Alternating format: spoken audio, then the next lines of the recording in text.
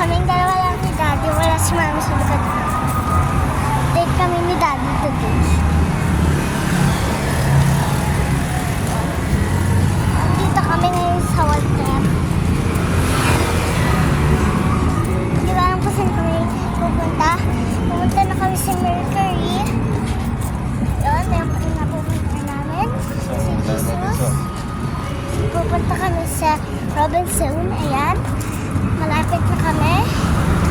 Yan na. Papakita namin ito kay Mami. Para makikita niya ang mga ginagawa namin. So we're walking today. Yes.